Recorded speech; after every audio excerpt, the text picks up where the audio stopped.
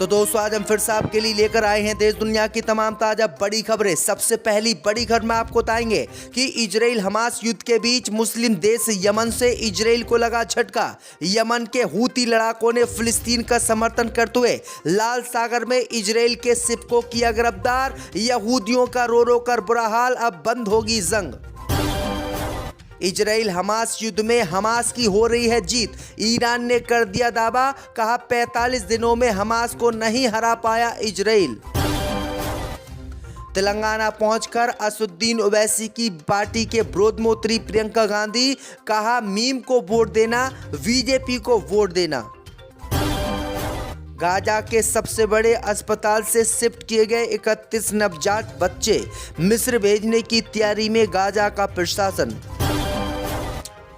Israel Hamas युद्ध के बीच फिलिस्तीन के राष्ट्रपति ने अमेरिका से फिलिस्तीनियों पर की जा रही बमबारी को रुकवाने की कर दी अपील, कहा हजारों की संख्या में हमारे लोगों की हो रही है मौत। अहमदाबाद के स्टेडियम में मोदी अमित शाह देखने पहुंचे इंडिया और ऑस्ट्रेलिया का मैच, तो हार गई टीम इंडिया। मोदी अमित शाह हुए इंडिया टीम के लिए पनौती साबित। तो दोस्तों सभी खबरों को आपको एक एक कर बताने वाले हैं। वीडियो को लाइक कर चैनल सब्सक्राइब कर दें। इसी बीच पर तो दोस्तों अगली खबर की ओर, तो इजराइल हमास जंग के बीच मुस्लिम देश यमन से इजराइल को लगा झटका। यमन के हूती लड़ाकों ने हमास के समर्थन में लाल सागर में इजराइल के शिप को किया गिरफ्तार। दोस्तों आपको बता दें कि इजराइल हमास जंग के बीच मुस्लिम देश यमन से इजराइल को बड़ा झटका लगा है। दरअसल आपको बता दें कि यमन के हूती लड़ाकों ने हमास का समर्थन करते हुए गैलेक्सी लीडर नाम के एक इजराइल के जहाज को लाल सागर में गिरफ्तार कर लिया है। वहीं आपको बता दें कि अल अरबिया की रिपोर्ट के मुताबिक जहाज पर 22 इजराइल के लोग सवार हैं। वहीं आपको बता दें कि इजराइल की सरकार ने कहा कि हूती लड़ाकों ने लाल सागर में आंशिक रूप से इजराइल के एक जहाज को जब्त कर लिया है। जहाज पर इजराइल के नागरिक सवार हैं। वहीं आपको बता दें कि लगातार हूती इजराइल पर ताबड़तोड़ हमले भी यमन से कर रहा है और अब उसने इजराइल के शिप को ही जब्त कर लिया है। तो ये बड़ी अपडेट आ रही, बड़ा झटका इजराइल को आज लगा है। इसी बीच पर तो दोस्तों अगली खबर की ओर, तो ईरान के सुप्रीम लीडर ने किया दावा, इजराइल हमास जंग में हार गया इजराइल। दोस्तों आपको बता दें कि इजराइल और हमास के बीच बीते एक महीने से जंग जारी है और इस जंग में अभी तक इजराइल जीत हासिल नहीं कर पाया है और इसी को लेकर अब ईरान ने बड़ा बयान दिया है। दरअसल आपको बता दें कि ईरान के सुप्रीम लीडर अयातुल्ला खामनोई ने कहा कि इजराइल हमास की जंग में गाजा पट्टी में हमास को हराने में इजराइल नाकाम रहा और इस जंग में हमास की जीत होना तय है और इजराइल इस जंग में हारेगा। तो ये बड़ी अपडेट आई दोस्तों कि ईरान ने इजराइल हमास की जंग में हमास के जीतने की भविष्यवाणी कर दी है। इसी बीच पर तो दोस्तों अगली खबर की ओर, तो इंडिया ऑस्ट्रेलिया मैच में भारत को करना पड़ा हार का सामना। दोस्तों आपको बता दें कि गुजरात के अहमदाबाद के नरेंद्र मोदी स्टेडियम में ऑस्ट्रेलिया ने भारतीय टीम को 6 विकेट से हरा दिया।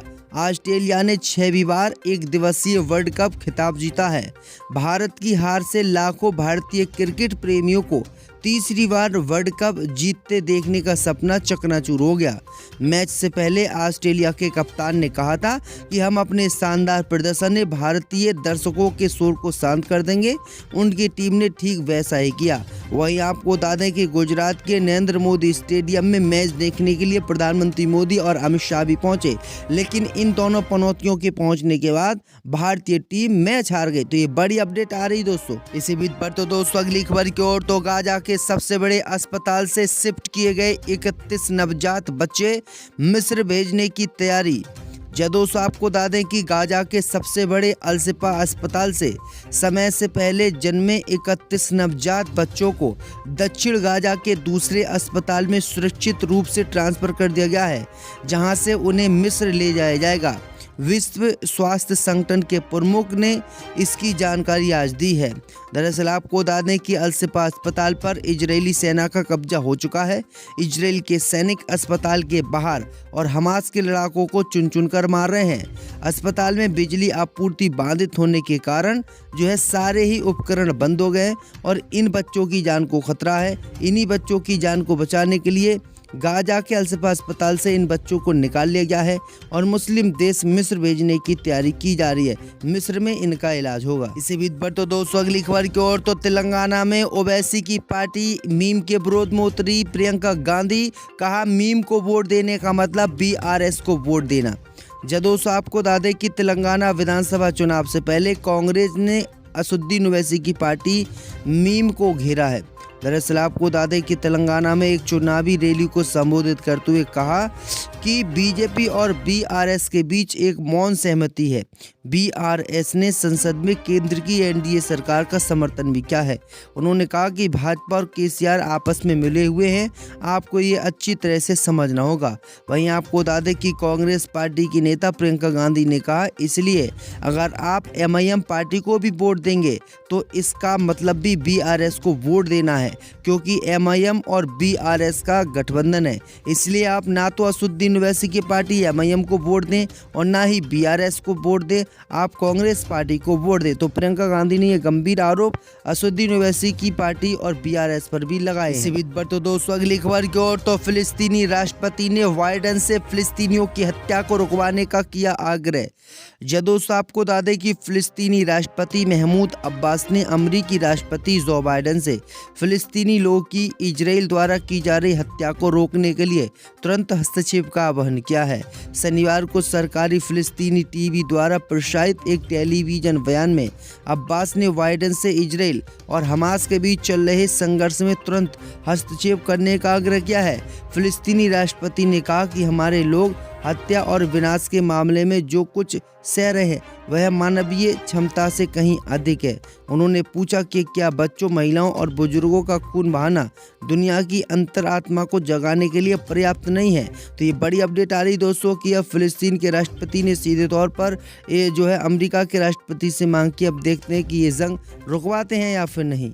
इसी बीच पर तो दोस्तों अगली खबर की ओर, तो ग्राउंड में विराट कोहली को पकड़ने वाले ऑस्ट्रेलियाई नागरिक बेन जॉनसन को $10,000 इनाम देगा खालिस्तानी आतंकवादी संगठन। दोस्तों आपको बता दें कि अहमदाबाद में नरेंद्र मोदी स्टेडियम में क्रिकेट वर्ल्ड कप फाइनल में सुरक्षा चूक का मामला गर्मा गया है। देर शाम चांदखेड़ा पुलिस स्टेशन में आरोपी ऑस्ट्रेलियाई नागरिक के खिलाफ एफआईआर दर्ज की गई है। ये युवक विराट कोहली तक पहुंच गया था, उसकी टी शर्ट पर फ्री फिलिस्तीन लिखा था। अब इस मामले में प्रतिबंधित खालिस्तानी संगठन सिख फॉर जस्टिस की एंट्री हो गई है। बता दें कि विश्व कप के फाइनल के दौरान सिक्योरिटी में एक बड़ी चूक देखने को मिली थी। एक फिलिस्तीनी समर्थक अचानक मैदान के अंदर घुस आया और उसने विराट कोहली के पास जाकर उन्हें पकड़ लिया। अब खबर सामने निकल कर आई दोस्तों कि खालिस्तानी संगठन ने ऑस्ट्रेलियाई नागरिक को $10,000 इनाम देने की घोषणा की है। एक वीडियो में पन्नू ने भारत के खिलाफ जहर भी उगला है और खालिस्तान का समर्थन किया है। उसने कहा कि जॉनसन ने ग्राउंड पर पहुंचकर गाजा और फिलिस्तीन को लेकर भारत के रुख के बारे में एक्सपोज कर दिया। तो ये बड़ी अपडेट आ रही दोस्तों। तो दोस्तों आज हम फिर से आपके लिए लेकर आए हैं देश दुनिया की तमाम ताजा बड़ी खबरें। सबसे पहली बड़ी खबर में आपको बताएंगे कि इजराइल हमास युद्ध के बीच मुस्लिम देश यमन से इजराइल को लगा झटका। यमन के हूती लड़ाकों ने फिलिस्तीन का समर्थन करते हुए लाल सागर में इजराइल के शिप को किया गिरफ्तार। यहूदियों का रो रो कर बुरा हाल, अब बंद होगी जंग। इजराइल हमास युद्ध में हमास की हो रही है जीत। ईरान ने कर दिया दावा, कहा 45 दिनों में हमास को नहीं हरा पाया इजराइल। तेलंगाना पहुंचकर असदुद्दीन ओवैसी की पार्टी के विरोध में उतरी प्रियंका गांधी। कहा मीम को वोट देना, बीजेपी को वोट देना। गाजा के सबसे बड़े अस्पताल से शिफ्ट किए गए 31 नवजात बच्चे, मिस्र भेजने की तैयारी में गाजा का प्रशासन। इजराइल हमास युद्ध के बीच फिलिस्तीन के राष्ट्रपति ने अमेरिका से फिलिस्तीनियों पर की जा रही बमबारी को रुकवाने की कर दी अपील। कहा हजारों की संख्या में हमारे लोग की हो रही है मौत। अहमदाबाद के स्टेडियम में मोदी अमित शाह देखने पहुंचे इंडिया और ऑस्ट्रेलिया का मैच, तो हार गई टीम इंडिया। मोदी अमित शाह हुए इंडिया टीम के लिए पनौती साबित। तो दोस्तों सभी खबरों को आपको एक एक कर बताने वाले हैं। वीडियो को लाइक कर चैनल सब्सक्राइब कर दें। इसी बीच पर तो दोस्तों अगली खबर की ओर तो इजराइल हमास जंग के बीच मुस्लिम देश यमन से इजराइल को लगा झटका। यमन के हूती लड़ाकों ने हमास के समर्थन में लाल सागर में इजराइल के शिप को किया गिरफ्तार। दोस्तों आपको बता दें कि इजराइल हमास जंग के बीच मुस्लिम देश यमन से इजराइल को बड़ा झटका लगा है।